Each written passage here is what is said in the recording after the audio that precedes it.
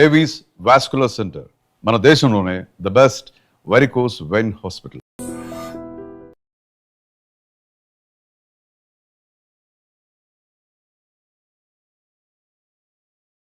So దేశం దశ దిశ మార్చాలి అనే ఆలోచన రాహుల్ గాంధీకి ఉంది. బట్ రేవంత్ రెడ్డికి రాష్ట్రం దశ దిశ మార్చాలనే ఆలోచన లేదా? ఆయన ఏవి కులగణన లెక్కలు మార్చే ఆలోచనలు ఉన్నాడు కానీ దశ దిశ మార్చే లెక్కల్లో లేడు ఆయన. ఒకవేళ దేశవ్యాప్తంగా కాంగ్రెస్ పార్టీ వస్తే లాభమే కదా వీళ్ళకి కూడా. కాంగ్రెస్ పార్టీకి, రాష్ట్ర కాంగ్రెస్కి, రేవంత్ రెడ్డికి, ప్రభుత్వానికి. నేను ఒకటి చెప్తాను మేడం, నరేంద్ర మోడీ ప్రభుత్వం బోటాబోటి మెజార్టీతో మనకు గెలవడం జరిగింది. తెలుగుదేశం పార్టీ, ఆ తర్వాత అటు ఏది ఈయన ఉన్నాడు కదా బీహార్ ముఖ్యమంత్రి నితీష్ కుమార్, ఈ రెండు పార్టీలు లేకపోతే ప్రభుత్వం లేదు. తెలంగాణ రాష్ట్రంలో ఊహించని విధంగా 8 ఎంపీ సీట్లను బీజేపీ గెలుచుకోగలిగింది. అందులో ఈ 8 అప్పటికే కాంగ్రెస్ పార్టీ ప్రభుత్వం ఇక్కడ ఎస్టాబ్లిష్ అయింది. ఆ తర్వాత ఎంపీ ఎలక్షన్స్ వచ్చినాయి.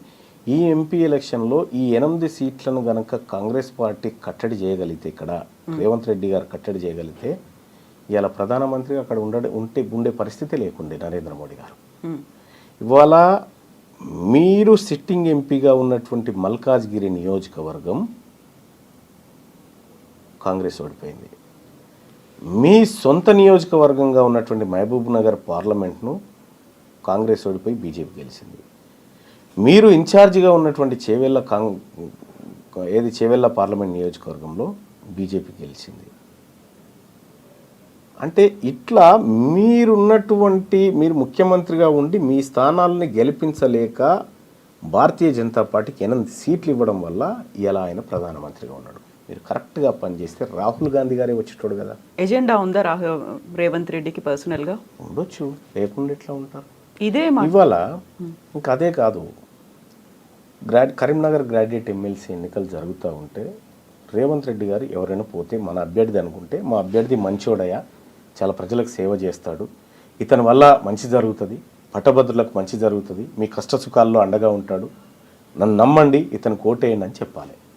కానీ నువ్వు కరీంనగర్లో మీటింగ్ పెట్టి ఈయన గెలిచినా ఓడిపోయినా పెద్ద సంబంధం లేదని చెప్పి అక్కడ భారతీయ జనతా పార్టీ అభ్యర్థి గెలుపుకు పరోక్షంగా సహకారం చేసినట్టే కదా. సీఎం కదా, ఇంటెలిజెన్స్ రిపోర్ట్స్ అవి ఉంటాయేమో, అక్కడ బీజేపీ క్యాండిడేట్ కి మెజారిటీ వస్తుంది. అటువంటప్పుడు పోవడం దేనికి, పోయి మాట చెప్పడం దేనికి? ఇప్పుడు మీ అభ్యర్థి, మీరు పెట్టుకున్న అభ్యర్థి కన్నీళ్లు పెట్టుకొని నన్ను వీళ్ళందరూ కలిసి మోసం చేసినారని చెప్పే పరిస్థితి ఎందుకు వచ్చింది? ఎక్కడైనా కూడా ఈయన గెలిచినా గెలవకపోయినా పెద్ద ప్రాబ్లం లేదని చెప్పడం అంటే ఏందన్నట్టు దాని అర్థం. నువ్వు అమ్మ పెట్టది అడుక్కోనియదన్నట్టు ఆయన సంపాదించుకున్నటువంటి సానుభూతి అంతా కుప్పగూల్చొస్తుంది మీదకెళ్ళి. సిట్టింగ్ స్థానాన్ని కోల్పోవాల్సిన పరిస్థితి వచ్చింది కదా. ఇన్ని జరుగుతున్నాయి, మీరు ఒక రిపోర్ట్ ఇచ్చారు, క్యాంపెయినింగ్లో కూడా ఆయన మాట్లాడుతున్నారు, ఇవన్నీ అధిష్టానానికి తెలీదా? అందుకే అధిష్టానం తన పనిలోకి దిగింది. అందుకే మీనాక్షి నటరాజన అందుకే వాళ్ళ పనిలోకి దిగినరు. అందుకే రేవంత్ రెడ్డి గారికి కొద్దిగా ప్రాధాన్యత తగ్గించినట్టు కనిపిస్తూ ఉంది. మీనాక్షి నటరాజన్ గారు వచ్చిన తర్వాత ఈ ముఖ్యమంత్రి డామ్ డూమ్ అనేటువంటి డైలాగులు బంద్ అయిపోయినాయి. మీరు చూడండి, అబ్జర్వ్ చేయండి. అంతకుముందుకు డామ్ డూమ్ డైలాగులు ఉండే, ఇప్పుడు ఆ డైలాగులు పోయినాయి. చెక్ పెట్టే పనిలో ఉన్నారా? ఉండొచ్చు. అయితే ఇక్కడ ఒక ఇంట్రెస్టింగ్ థింగ్ ఏంటంటే, దీపాదాస్ మున్షి గారు ఉన్నప్పుడు మీకు షోకాస్ నోటీస్ వచ్చింది, మీరు దానికి రిప్లై ఇవ్వలేదు. మీనాక్షి నటరాజన్ వచ్చిన తర్వాత మాత్రమే మీకు సస్పెన్షన్ అనేది జరిగింది. అంటే దీంట్లో మీనాక్షి నటరాజన్ గారి పాత్ర ఉందని నేను అనుకోను. ఎందుకంటే మీనాక్షి నటరాజన్ గారి గురించి నాకు తెలుసు. ఆమె నాకు పరిచయస్తురాలు, ఆమె నేను కలిసి క్యాంపెయినింగ్ చేసినటువంటి వాళ్ళం. ఆమె సిన్సియర్ కాంగ్రెస్ పార్టీ కార్యకర్త. అయితే దీపాదాస్ మున్షి గారు ఉన్నప్పుడు షోకాస్ నోటీస్ ఇచ్చినప్పుడు కూడా మున్షి గారు నాకు చెప్పినారు, ఏమనంటే మల్లన్నజీ ఐసా లేలో బాస్ అన్నది. అంతే, లేలో బాస్ జవాబు నైదేనా అన్నారా? సరే, ఆమె చెప్పాల్సింది చెప్పి. ఆ తర్వాత మీనాక్షి నటరాజన్ గారు ఆమె వచ్చిన తర్వాత నేను కూడా మాట్లాడడం జరిగింది అన్నారు.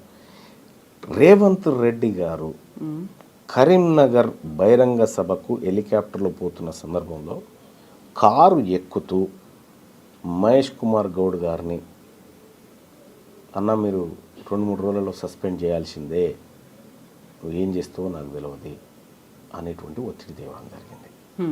నాతో మాట్లాడాల్సిన వాళ్ళు మాట్లాడి, ఆయన పాపం మహేష్ కుమార్ గౌడ్ గారు కూడా మల్లన్న వెనుక బీసీలు ఉన్నారు, బీసీల్లో చెడ్డ పేరు వస్తుంది, ఇప్పటికే బీసీల్లో బదనామైనం అనేటువంటి ఎంత ప్రయత్నం చేసినా ఈయన వినలే.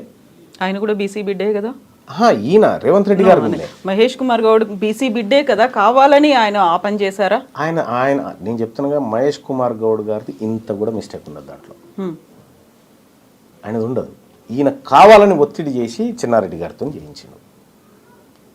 మీనాక్షి గారికి తెలియదా మరి? తెలుసు, అందరికి తెలుసు. నిజంగా మీరు పోరాడుతోంది కాంగ్రెస్ బైలాస్ లో ఏముందో దానికోసం, రాహుల్ గాంధీ ఏం చెప్పారో దానికోసం. ఇక్కడ రాష్ట్ర ప్రభుత్వం లేకుంటే రాష్ట్ర పార్టీ ఒక నిర్ణయం తీసుకుంది, అది వ్యతిరేకంగా ఉంది అని తనకు తెలిసినప్పుడు తను ఎందుకు అబ్జెక్ట్ చేయలేదు, ఎందుకు ఆపలేదు మీనాక్షి గారు? అంటే ఏదంటున్నారు? సస్పెన్షన్ కి సంబంధించి. సస్పెన్షన్ అనేది చాలా చిన్న విషయం, మీరు అర్థం చేసుకోండి. తీన్మార్ మల్లన్నకు సస్పెన్షన్ ప్రమోషన్ కాదు ఇక్కడ పంచాయతీ. ఇక్కడ పంచాయతీ సర్వేకు సంబంధించిన లెక్కల పంచాయతీది. ఇప్పుడు నన్ను సస్పెండ్ చేసినా గంతే, చేయకపోయినా గంతే. కాకపోతే దీనికి అంతా లింక్ ఇంటర్నల్ గా ఉంది సర్వేనే కాబట్టి. సర్వే పంచాయతీది. ఈ వర్గాల నుంచి మేము ఏదో లెక్క చేసి చెప్తామయా, నువ్వు విని ఆడు ఉండాలి, నువ్వు ఎట్లా మాట్లాడుతావు ఇదంతా అనేటువంటి అజంప్షన్ చేస్తే పడి ఉండలేము కదా, పక్కాగా మాట్లాడతాం కదా. అదే మాట్లాడినాము, అది నీకు నచ్చకపోతే నేనేం చేస్తా. ఇక్కడ మల్లన్న గారు ఒక ఇంట్రెస్టింగ్ అబ్జర్వేషన్ అనాలిసిస్ ఏంటంటే, ఈ రాష్ట్ర ప్రభుత్వం ఏర్పడ్డ దగ్గర నుంచి హామీల అమలు అనేది జరగలేదు. 6 గ్యారంటీ స్కీమ్లకు సంబంధించి అడుగు ముందుకు పడట్లేదు. ఎంతసేపు అప్పులో ఊబిలో ఉన్నాము, లేకపోతే ఆర్థిక సంక్షోభంలో ఉన్నాము, ఇవన్నీ అవుతున్నాయి. ప్రజల్లో వ్యతిరేకత అనేది వస్తుంది, వాళ్ళు క్వశ్చన్ చేస్తున్నారు, ప్రతి చోట ఆందోళనలు అవుతున్నాయి. కాబట్టి డైవర్షన్ పాలిటిక్స్ అనేవి గతంలో హైడ్రా వచ్చింది, మూసీ వచ్చింది, ఇలాంటి దాంట్లో భాగంగానే రేవంత్ మల్లన్న కలిశారు, కావాలని ఆడుతున్నటువంటి ఇంకొక డైవర్షన్ డ్రామా అనే మాట. రేవంత్ రెడ్డి గారు నేను పాలోళ్ళం కాదు, ఆయన గెట్టు పక్క పంటే నాకు గెట్టు లేదు, ఆయన ఇంటి పక్క పంటే నాకు ఇల్లు లేదు. ఆయన ఆ వర్గాల ప్రజల మేలు కోసం పనిచేస్తున్న వ్యక్తి, నేను నా ప్రజల కోసం పనిచేస్తున్నటువంటి వ్యక్తిని. రేవంత్ రెడ్డి గారు ఆడమంటే ఆడడానికి, దుంకుమంటే దుంకడానికి సర్కస్లో కోతులం కాదు. మేము పక్కాగా మాకేది కావాలో దానికోసమే పోరాడుతున్నాం.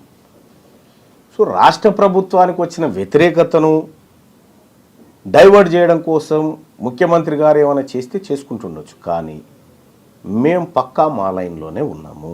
మమ్మల్ని ఎవరో ఆడించాల్సిన అవసరం లేదు, ఆడిస్తే ఆడడానికి మేము సిద్ధంగా లేము. అయితే ఇప్పుడు మీరు ఏకైక ఎజెండా బీసీలకి సంబంధించి ముందుకు వెళ్ళాలి అనుకుంటున్నారు. దెన్ వాట్ అబౌట్ కాంగ్రెస్ ప్రభుత్వం ఇచ్చినటువంటి హామీలు అమలు? ప్రజలు ఎదురు చూస్తున్నారు, ఇంకా 4 ఏళ్ల పాటు పాలన కొనసాగాలి, దాని మీద పోరాటం మల్లన్న చేస్తాడా చేయరా? కరెక్ట్. ఇప్పుడు కేసీఆర్ గారి ప్రభుత్వం పైన 10 ఏళ్ల పాటు ఒక సుదీర్ఘ పోరాటం చేసి అనేక కేసులు, జైలు జీవితాలు, ఎన్నో ధ్వంసాలు విధ్వంసాలు ఎన్నో జరిగాయి. ఆ రోజు ఉన్నటువంటి ప్రతిపక్షము తన పాత్రను పకడ్బందీగా నిర్వహించి ఉంటే ఆ పని నేను చేయాల్సింది కాదు, ఆ పోరాటం అనేది నేను చేయాల్సింది కాదు. ఆ రోజు ప్రతిపక్షంలో ఉన్న రేవంత్ రెడ్డి గారు చేయాల్సిన పని. ఆయన చెద్దరు కప్పుకొని పడుకుండాయాల. మేము జైళ్ళు, కొట్లాటలు, దాడులు ఇవన్నీ మేము ఎదుర్కొన్నాం. మీరు చేయాల్సిన బాధ్యత, మీరు బాధ్యత నుంచి తప్పుకున్నప్పుడు ఆ పాత్రలో ఉన్నా నేను. ఇవాళ మీరు అమలు చేస్తానన్నటువంటి 6 గ్యారంటీలు ఏవైతే ఉన్నాయో దాని మీద ఏమైనా జరిగిందంటే ఆ ప్రతిపక్షం ఫెయిల్ అయినప్పుడు నేను అడ్డుదిగుతా. ప్రతిపక్షం బీఆర్ఎస్ పార్టీ ఏదైతే ఉందో వాళ్ళు అడగడంలో ఫెయిల్ అయిపోతే, వాళ్ళు నిలదీయడంలో ఫెయిల్ అయిపోతే నేను ఆ పాత్రలోకి వస్తా. ఎంత టైం పడుతుంది? ఇప్పటికి ఆల్రెడీ 1.5 year అయ్యింది. ఇంకొకటి ఏంటంటే, ఉన్నటువంటి ఆర్థిక పరిస్థితిని చూసి కూడా కొంత మాట్లాడాలి. సరే, రేవంత్ రెడ్డి గారు డామ్ డూమ్ అని చాలా డైలాగులు చెప్పొచ్చు, చేస్తామని. ఆఖరికి మొన్న ఇండియా టుడే కాంక్లేవ్లో కూడా చెప్పేసిండు, నేను డబ్బులు ఉన్నాయి అనుకున్నా లేవు, 6 గ్యారంటీలు కష్టం అనేటువంటి మాట ఆయన చెప్పిండు. తులం బంగారం ఇచ్చే పరిస్థితులు లేవని పొంగులేటి శ్రీనివాస్ గారు చెప్పిండు. ఇట్లా వీళ్ళన్నీ చెప్తా ఉన్నారు. అంటే కొంచెం అంటే చేతులు పూర్తిగా పైకి ఎత్తకుండా కొంచెం ఎత్తుకుంటూ వస్తూ ఉన్నారు. పూర్తిగా ఎత్తినాడు మాట్లాడతారు. సో మీరు అన్నారు అప్పుడు పోరాటాలు చేసినప్పుడు విపరీతమైనటువంటి దాడులు జరిగాయి, కేసులు, అరెస్టులు. ఈసారి ఇప్పుడు మీరు 1.5 year అయినప్పటికీ చూసి చూడనట్టుగా వదిలేస్తున్నారు. కాబట్టి మీకు కీలకమైనటువంటి అంశం కాన్సెన్సస్ మేడం. మాకు ఈ 42% రిజర్వేషన్ ఆ పని చేస్తామంటున్నారు కదా. మేము దానికోసమే వర్క్ చేస్తాం. ఇప్పుడు మేము ఈ స్థాయిలో పోరాటం చేస్తున్నాం కాబట్టి ఈ కదలిక ఉంది. ఈ అంశాన్ని వదిలిపెట్టి, కీలకమైన అంశాన్ని వదిలిపెట్టి ఇప్పుడు వీటి గురించి పడ్డామనుకోండి, అసలైన అంశం మరుగున పడుతుంది. బట్ రెండింటిని బ్యాలెన్స్ చేయాల్సినటువంటి అవసరం ఉంది. ఇప్పుడు 42% అంటున్నారు, ఇక్కడ 100% ప్రజల కోసం కూడా పోరాడాలి కదా మీరు. అది దానికి ఒక పక్షం ఉంది. ఇప్పుడు అంటే ప్రతిపక్షం అనేది, ప్రజాస్వామ్య దేశంలో ప్రతిపక్షం అనేది చాలా ఇంపార్టెంట్. వాళ్ళు వాళ్ళ పాత్రను నిర్వర్తించడంలో ఫెయిల్ అయినప్పుడు ప్రజలే ప్రతిపక్షంగా మారుతారు. సో చాలా కంట్రీస్లో అదే జరిగింది. ఇక్కడ కూడా బీఆర్ఎస్ పార్టీ ఈ ప్రభుత్వాన్ని నిలదీయడంలో కానీ ప్రశ్నించడంలో కానీ ఫెయిల్ అయినప్పుడు ఆ పాత్రలోకి వెళ్తాము. ఇప్పటికి కొంత ఏదో వర్క్ చేస్తున్నారు, వాళ్ళు వర్క్ చేస్తున్నారు. అంతో ఇంతో కొంతైనా 100% కాదా? 100% అని నేనేం అనుకోవట్లేదు, కానీ వాళ్ళకు ఉండాల్సినటువంటి లొసుగులు వాళ్ళకు ఉన్నాయి, చేయడంలో ప్రయత్నం చేస్తూ ఉన్నారు. సో చేయని కానీ మా వర్గాల గురించి మాట్లాడడానికి వీళ్ళు రెడీగా లేరు కదా. మేము ఉన్నాం కాబట్టి మేము ఈ కార్యక్రమం చేస్తూ ఉన్నాం. 42%కి సంబంధించి ఇప్పుడు చట్టబద్ధత కల్పించాలి అనే ఉద్దేశంతోనే అసెంబ్లీ సెషన్స్ అనేవి జరుగుతున్నాయి. మొన్న 3 days పాటు జరిగాయి, ప్రత్యేక అసెంబ్లీ సమావేశాలు జరిగాయి. దీంతో పాటుగా ఖచ్చితంగా స్థానిక సంస్థల్లో మేము రిజర్వేషన్ కల్పిస్తాము అనే మాట చెప్తున్నారు. సో అది కాదని మీరు అనుకుంటున్నారా? అంటే ఒకటి, మనము చదువుకున్నటువంటి వ్యక్తులుగా ఎంతవరకు ఏది పోగలుగుతుంది అనేది చూడాలి. ఇప్పుడు ఈడబ్ల్యూఎస్ రిజర్వేషన్ అక్రమంగా తీసుకుంటున్నారనేటువంటిది ప్రపంచం అంతా తెలుసు. కోర్టులో కేసు కూడా ఉంది, కానీ ఆ కేసు విచారణకు రాదు. తమిళనాడులో 69% రిజర్వేషన్ బీసీలు పొందుతూ ఉన్నారు అని చెప్పి అక్కడో కేసు వేసినారు, కానీ ఆ కేసు ఎప్పుడు బెంచ్ మీదకి రాదు. ఇక్కడ కూడా 42% రిజర్వేషన్ ఏదైతే ఉందో, ఈ రిజర్వేషను నువ్వు ఇచ్చేయి, చట్టం చేయి, వీఆర్ హ్యాపీ, మేము తీసుకుంటాం. అది కానీ తాత్కాలిక ఉపశమనమే. అది మీరు ఇక్కడ చట్టం చేసి అక్కడికి పంపించిన, కేంద్ర ప్రభుత్వానికి పంపించిన, వాళ్ళు ఏదో ఒక లసుకు పెట్టి ఆపే ప్రయత్నం అయితే చేస్తారు. కానీ నీవు 42% సీట్లను ఈ వర్గాలకు టంచనగా ఇచ్చి ఆ వర్గాలను 42% మందిని తీసుకొచ్చి చట్టసభలో కూర్చునబెడితే నీ చిత్తశుద్ధి కరెక్ట్. మీకు రిజర్వేషన్ లేదు కాబట్టి మేము సీట్లు ఇవ్వమని చెప్పారు అనుకో, మీకు చిత్తశుద్ధి లేనట్టు. సో ఆ తర్వాత భారతీయ జనతా పార్టీ బీసీల ముంగట దోషిగా నిలబడుతుందా, ఎవరు నిలబడతారనేది సెకండరీ. కానీ నీ నుంచి జరగాల్సిన ప్రయత్నం అంతా జరగాల. ఈ ప్రజలకు కామారెడ్డిలో రాహుల్ గాంధీ గారు, రేవంత్ రెడ్డి గారు 42% రిజర్వేషన్ అమలు చేసి చూపిస్తాం. ఇది కాంగ్రెస్ పార్టీ నిబద్ధ. ఈ రేవంత్ రెడ్డి గారు ఈ మధ్యకాలంలో మోడీ గారి గురించి పాజిటివ్గా మాట్లాడుతున్నారు. మోడీ గారికి తెలంగాణ పట్ల ప్రేమ ఉంది, సాయం చేయాలనుకుంటున్నాడు ఆయన, నాకు ఆయన మనసులో మాట అర్థమైందని చెప్తా ఉన్నారు. నిజంగా ప్రస్తుతం ఉన్నటువంటి సమాజం దేనికి ప్రయారిటీ ఇస్తుంది? ఆర్థిక సంబంధాల చుట్టూ మాత్రమే తిరుగుతుంది. మళ్ళీ ఎన్నికలంగానే చాలా విరక్తి కలుగుతున్నాం. మంచి అనిపిస్తుంది కదా, లేడీస్ కూడా ఛాలెంజింగ్ జాబ్స్ చేసినప్పుడు చాలా బాగుంటది. ట్రాఫిక్ అసిస్టెంట్స్ గా నియమించిన ట్రాన్స్జెండర్స్ అందరితో సాల్యూట్ చేయించుకుంటున్నారు. ఫుడ్ డెలివరీ ఇవ్వటానికి వెళ్ళినటువంటి డెలివరీ బాయ్ అనిల్ పై కళ్ళ ముందు